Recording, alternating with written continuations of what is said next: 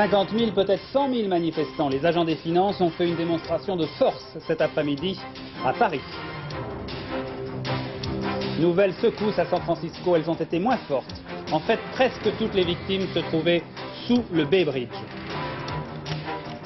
Une erreur judiciaire terrible en Grande-Bretagne. 4 personnes innocentes, la justice l'a reconnu, sont restées 14 ans en prison.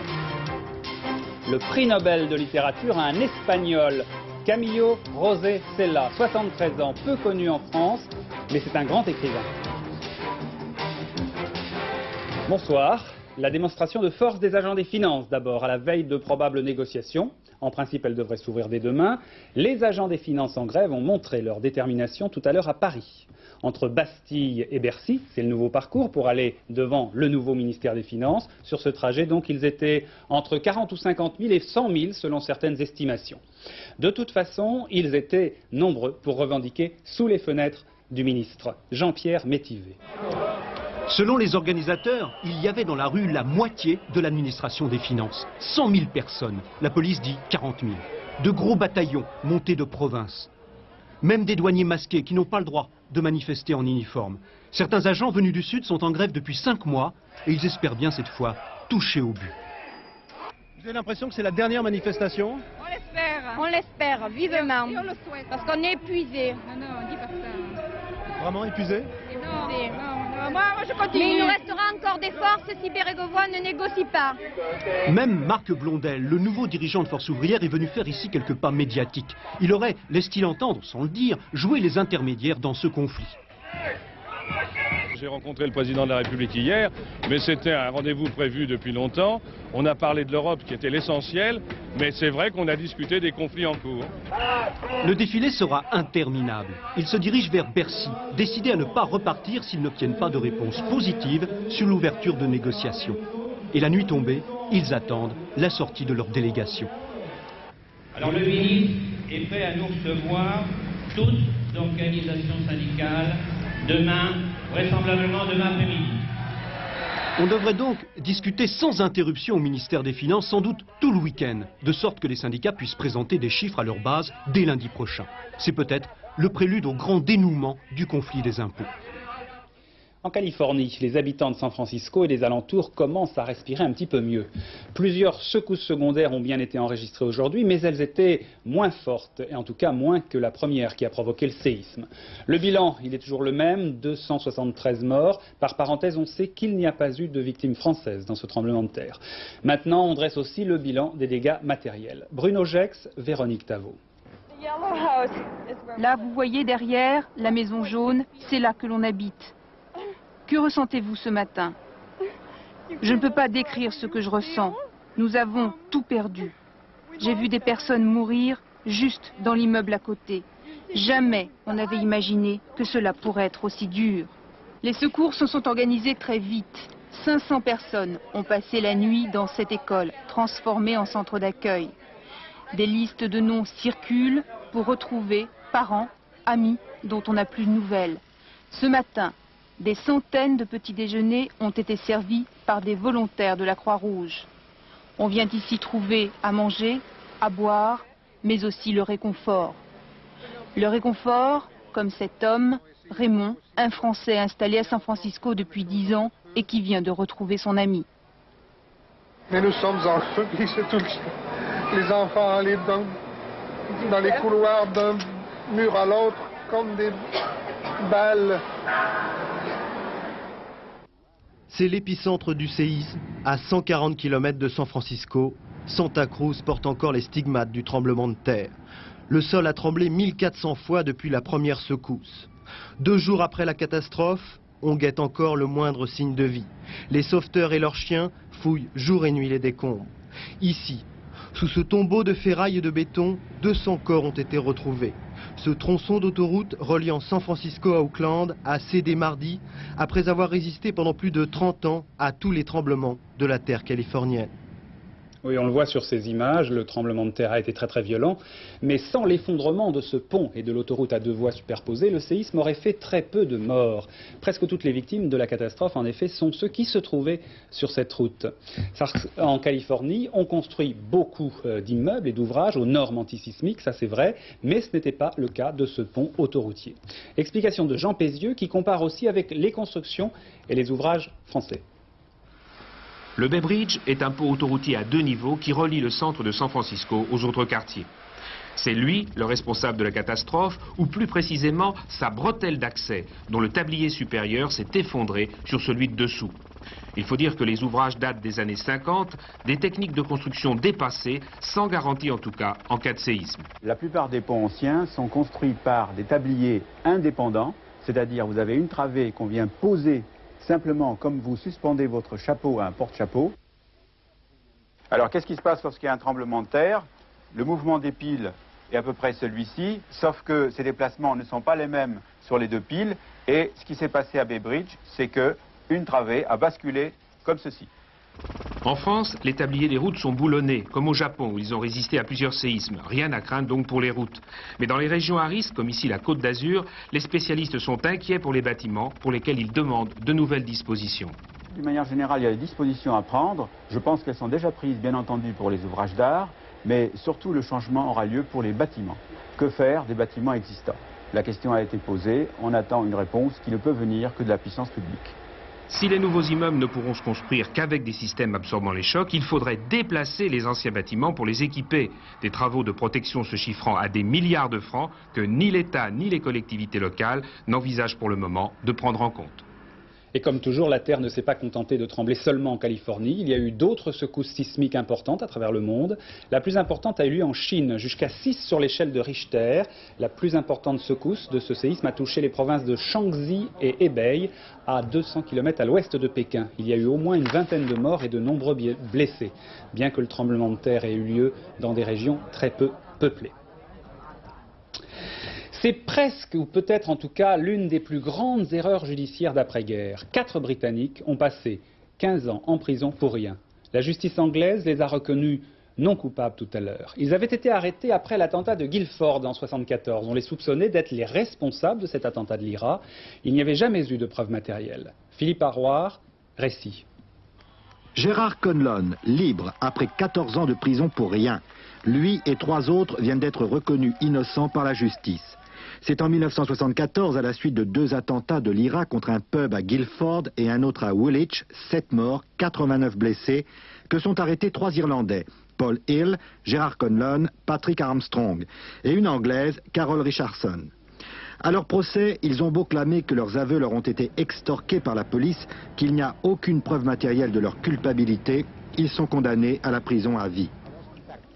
Une campagne en leur faveur est menée notamment par le cardinal Hume, primat de l'Église catholique, et par d'anciens ministres. Elle n'aboutit qu'en janvier dernier, quand les autorités acceptent de rouvrir le dossier à cause d'éléments nouveaux. Aujourd'hui, le procureur de la Couronne a reconnu que les aveux des 4 avaient été truqués. L'affaire n'est pas terminée. D'abord, plusieurs des policiers qui ont mené l'enquête en 1974 vont devoir à leur tour rendre des comptes à la justice. De plus, il va falloir revoir la procédure des aveux qui, comme en Écosse, ne devrait plus suffire en eux-mêmes pour condamner un inculpé. Cela dit, même si la justice a réparé ses torts 14 ans après, beaucoup de Britanniques restent étonnés pour le moins de la manière dont l'affaire a été menée. La chirurgie esthétique en question, avec cette histoire, l'histoire d'une Parisienne qui voulait faire effacer de son visage des cicatrices d'acné.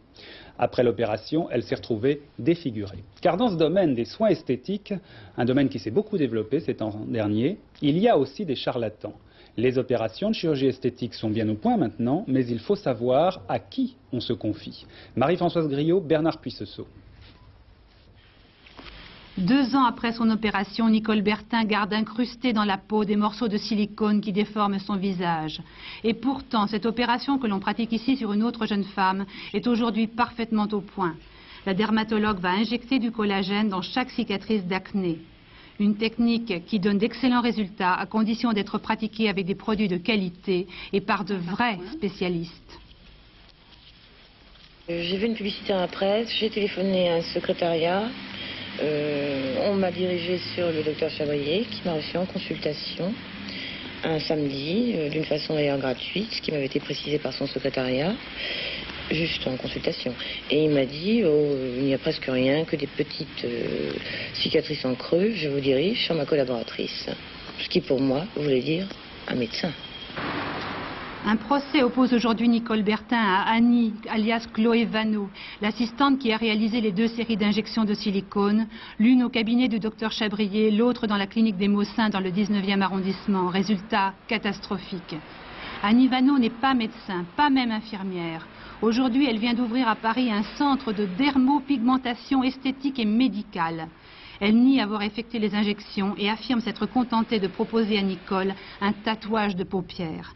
Quant au docteur Chabrier, il est inscrit au Conseil de l'Ordre comme médecin généraliste et n'a pas le moindre diplôme de chirurgie esthétique. Pour l'instant, il est injoignable à son cabinet de l'avenue Lumière et a, semble-t-il, déserté 2 des cliniques où il exerçait, la clinique des Acacias à Neuilly et la clinique des Maussins.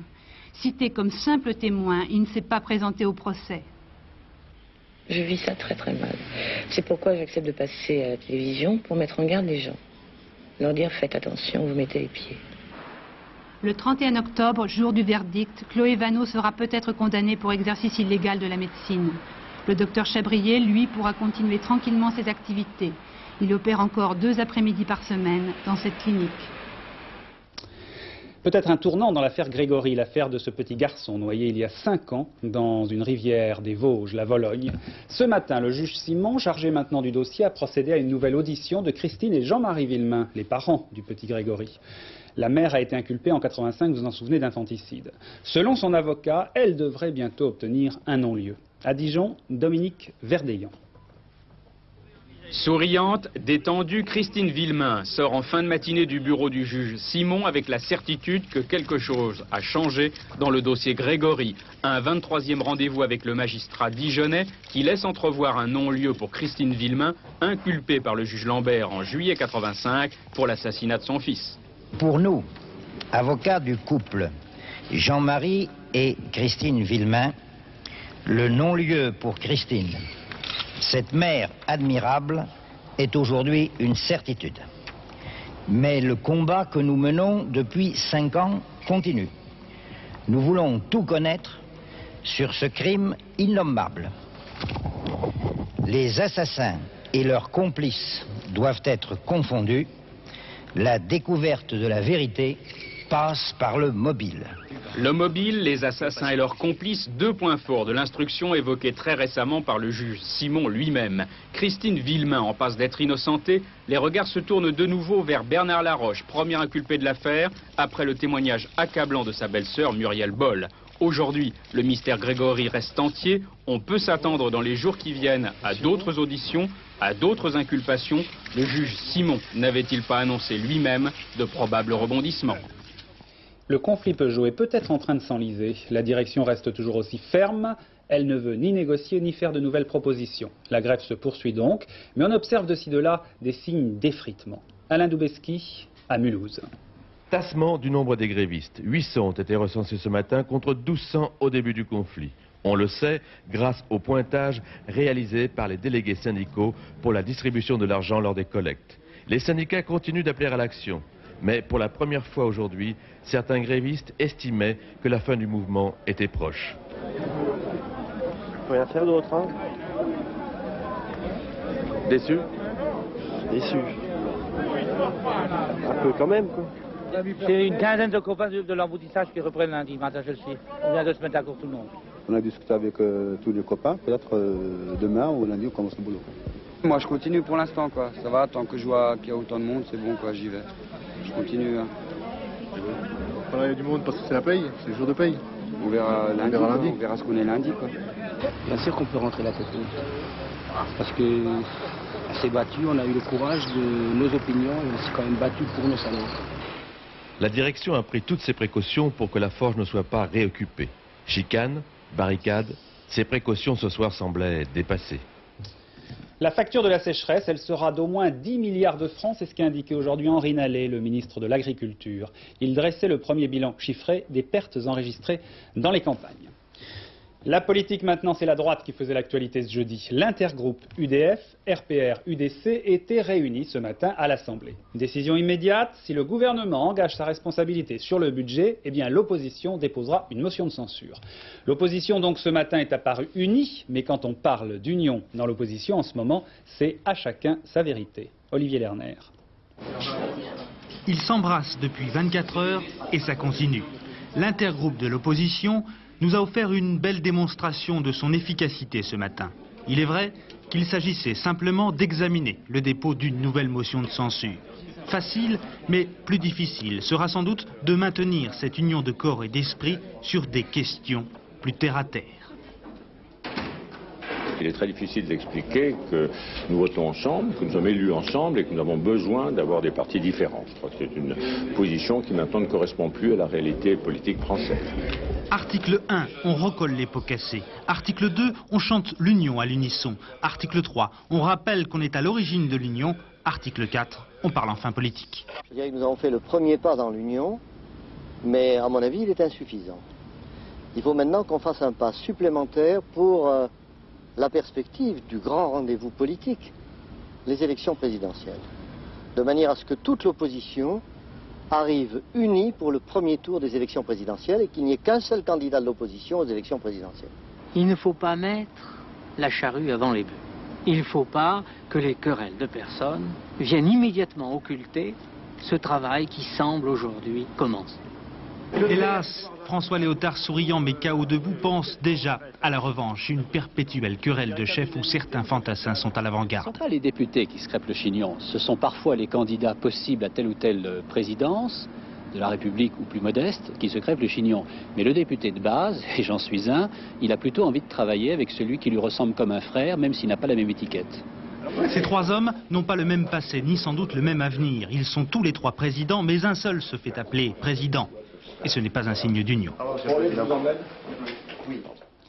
François Mitterrand au CNRS, il a rendu hommage aux chercheurs français, en particulier à Dominique Stéhelin, le professeur de l'Institut Pasteur de Lille, qui n'a pas été récompensé par le prix Nobel de médecine alors qu'il avait participé aux travaux des deux chercheurs américains récompensés.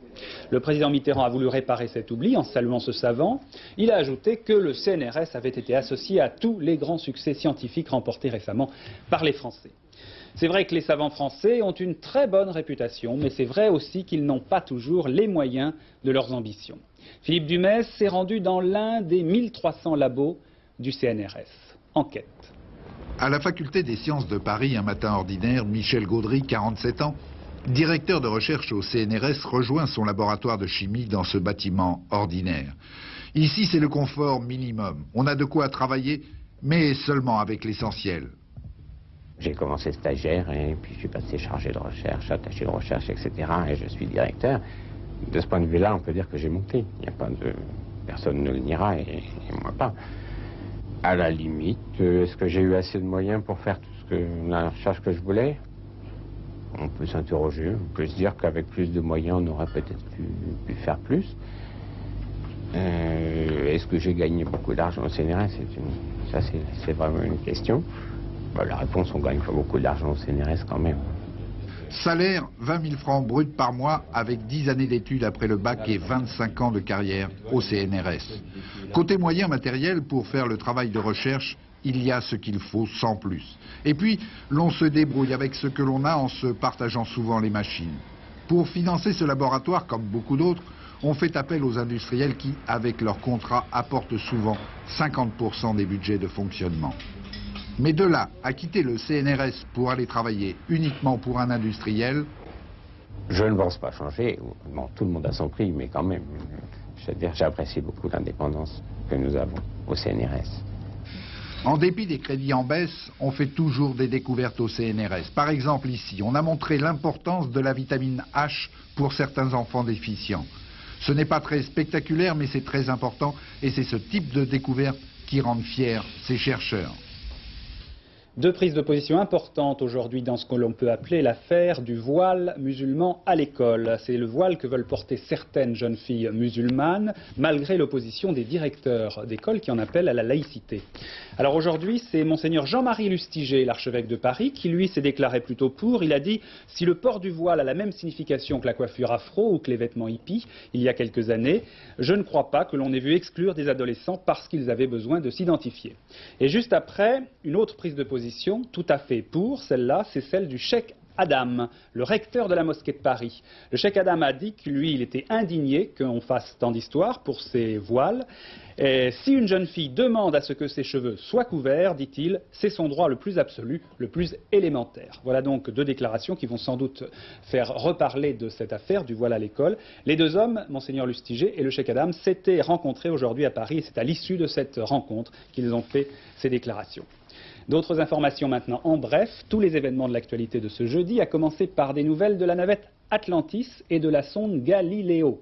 Elles sont très haut. Louis Carzou. Mission accomplie pour les 5 astronautes d'Atlantis, la sonde Galileo est en route pour Jupiter. La sonde d'observation doit parcourir l'espace pendant 6 ans avant d'atteindre la plus grosse planète du système solaire. La navette Atlantis, elle, devrait revenir sur Terre dans 4 jours. Boucher les égouts de Bruxelles pour sauver la mer du Nord. C'est la dernière action entreprise ce matin par Greenpeace. Selon l'organisation écologiste, la capitale belge déverse l'essentiel de ses déchets dans l'Escaut et ses affluents, un désastre pour la mer du Nord. D'autres actions devraient avoir lieu la semaine prochaine aux Pays-Bas et en France. Le rédacteur en chef de la Pravda, l'organe officiel du comité central du Parti communiste, aurait été limogé. Viktor Afanassiev affichait ouvertement son opposition aux réformes en cours. Son successeur devrait être Konstantin Frolov, un fidèle de Mikhail Gorbatchev. Déception en RDA comme en RFA au lendemain du remplacement d'Eric Honecker par Egon Krenz. L'Église et les opposants d'Allemagne de l'Est considèrent le nouveau dirigeant comme un adversaire des réformes, un point de vue partagé par les autorités de Bonn. Egon Krenz s'est déclaré prêt au dialogue, mais seulement dans le cadre des structures socialistes.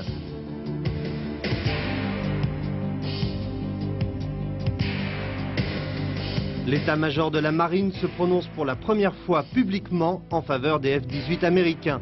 L'amiral Yves Goupil, major général, conteste la décision prise par le gouvernement de moderniser les Crusaders en attendant l'arrivée de l'avion français, le Rafale.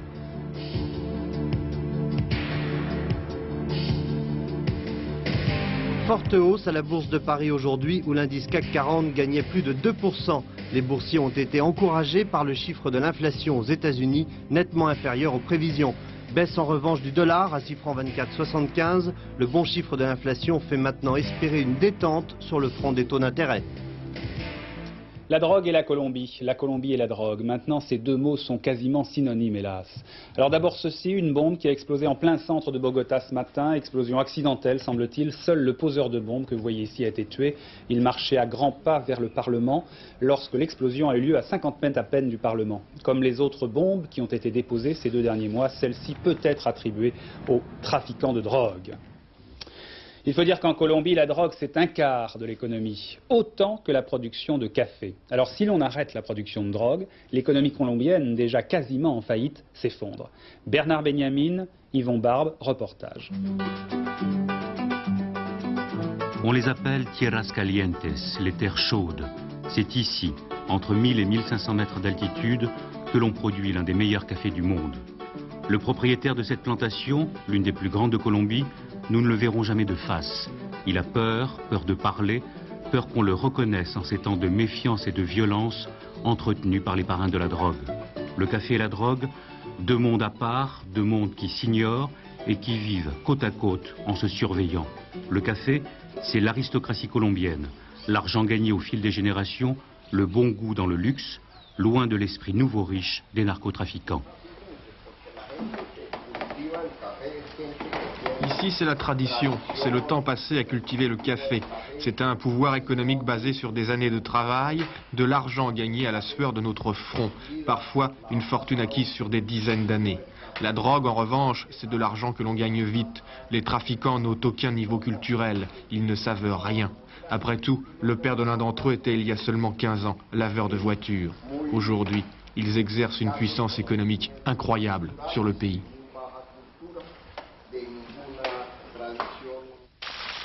Autant dire, aucun point commun entre la drogue et le café, et pourtant, les deux se rejoignent lorsque l'on aborde le problème en termes financiers. La drogue, comme le café, représente chacun 25% de l'économie colombienne. Selon le principe des vases communicants, si l'un baisse, l'autre doit monter. Or, c'est très exactement le contraire qui se produit. La déclaration de guerre aux narcotrafiquants est intervenue il y a 1 mois et demi, jour pour jour, au moment précis où les cours du café s'effondraient de moitié.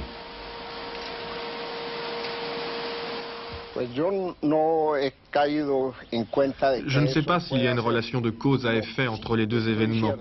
Mais ce qui est sûr, en revanche, c'est que si les États-Unis veulent gagner la bataille contre la cocaïne, ils devront augmenter les prix du café.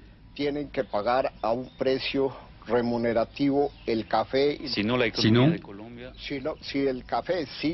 non seulement nous n'arriverons pas à nous débarrasser des narcotrafiquants, mais en plus, c'est le communisme qui nous menacera parce que l'économie de ce pays sera détruite.